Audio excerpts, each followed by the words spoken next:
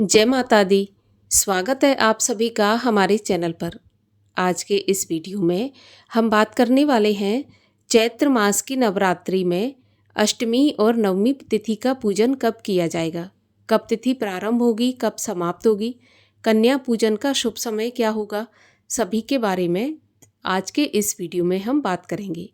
तो वीडियो को अंत तक अवश्य देखिए और अगर जानकारी आपके लिए उपयोगी हो तो औरों से भी शेयर करिए और अगर चैनल को सब्सक्राइब नहीं किया है तो चैनल को सब्सक्राइब करके बेल आइकन पर क्लिक भी अवश्य कर लीजिए।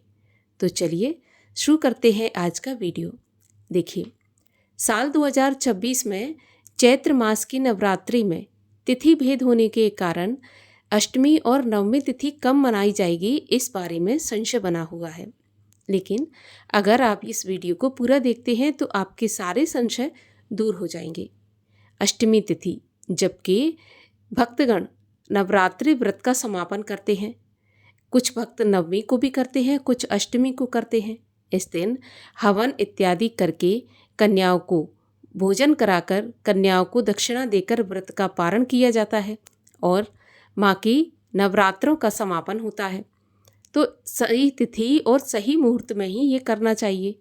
साल 2026 में वो शुभ समय कब है जब नवरात्रि का समापन होगा और भक्तगण अपने व्रत का पारण करेंगे, कन्याओं का पूजन करके आशीर्वाद प्राप्त करेंगे, क्योंकि कन्याओं का पूजन करके हवन करके ही नवरात्रि व्रत पूर्ण माने जाते हैं। लेकिन अष्टमी और नवमी को हवन किया जा सकता है, कन्याओं का पूजन किया जा सकता है, लेकिन कलश अगर आपने स्थापित किया है तो कलश विसर्जन आपको दशमी के दिन ही करना चाहिए। अष्टमी या नवमी को कलश विसर्जन नहीं करना चाहिए। साल 2026 में चैत्र मास की नवरात्रि का प्रारंभ 19 मार्च से हुआ था और 27 मार्च को समापन होना था। लेकिन संशय ये है कि अगर 27 मार्च को समापन होना है तो फिर अष्टमी और नवमी कब मनाई जाएगी।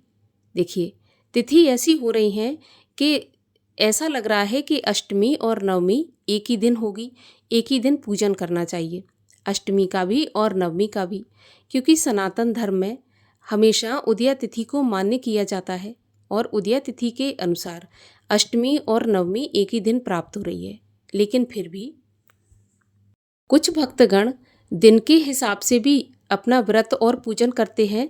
जैसे कि 9 दिन का उन्होंने रखा है तो वो 9 दिन गिनती से ही व्रत को पूर्ण करते हैं, हवन पूजन उसी दिन करते हैं। तो आइए आपको ये बताते हैं कि साल 2026 में शुभ मुहूर्त क्या होंगे और अष्टमी नवमी तिथि कब से प्रारंभ होकर कब समाप्त होंगी। फिर आप अपने हिसाब से आपको जब करना है उस प्रकार से आप कन्या पूजन, हवन इत्यादि करके अपना व्रत का पारण कर सकते हैं।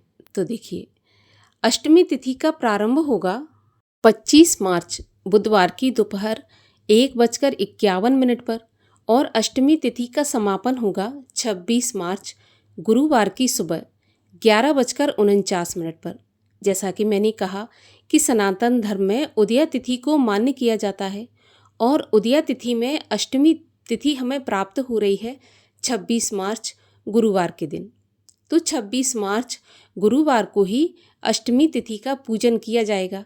इसी दिन जो भी भक्तगण अष्टमी के दिन व्रत तोड़ना चाहते हैं, अष्टमी के दिन कन्या पूजन करना चाहते हैं, वो 26 मार्च को ही करेंगे। और 26 मार्च को कन्या पूजन का शुभ मुहूर्त रहेगा सुबह 6:18 से 7:50 तक और दूसरा शुभ मुहूर्त होगा सुबह 10:55 से 1:59 तक। अब ऐसे में 26 मार्च को अष्टमी तिथि केवल और केवल 11:48 तक है और 11:48 के बाद नवमी तिथि का प्रारंभ हो जाएगा। तो नवमी तिथि में जो भी भक्त पूजा करते हैं तो उन्हें नवमी तिथि का पूजन भी 26 मार्च को ही कर लेना चाहिए। लेकिन वैसे नवमी तिथि 27 मार्च तक है, लेकिन 27 मार्च को पूरे दिन हमें नवमी तिथि प्राप्त नहीं हो रही है। तो अगर आप नवमी तिथि 27 मार्च को मानते हैं तो ध्यान रखें कि 27 मार्च को आप पूरे दिन नवमी तिथि न मानकर सुबह के समय ही कन्या पूजन कर लें।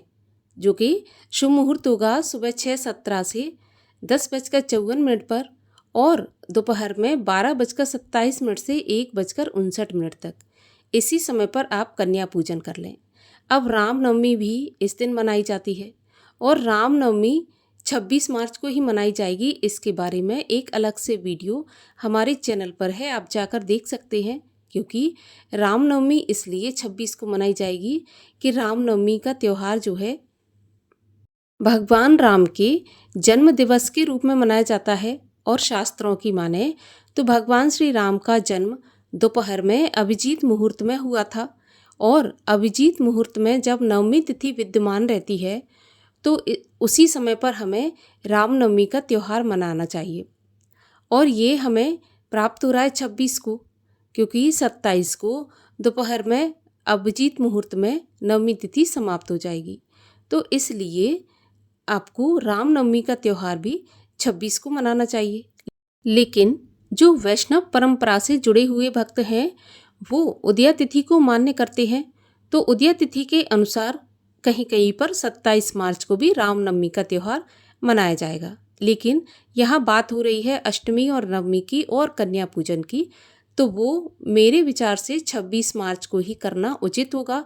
इसी दिन दोपहर के बाद से नवमी तिथि भी प्रारंभ हो रही है, तो नवमी की पूजा भी 26 मार्च को की जाएगी और अष्टमी की पूजा भी 26 मार्च को ही करना उचित रहेगा। बाकी जैसा आपके आसपास आपके यहाँ पे मंदिरों में होता है, आपके गुरुजन बताते हैं, उसी चीज़ को आप फॉलो करिए।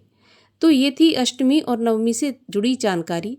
आपको वीडियो कैसा लगा, जानकारी पसंद आई कि नहीं, कमेंट बॉक्स में लिखकर अवश्य बताइए। मिलते हैं अगले वीडियो में, तब तक के लिए जय माता दी।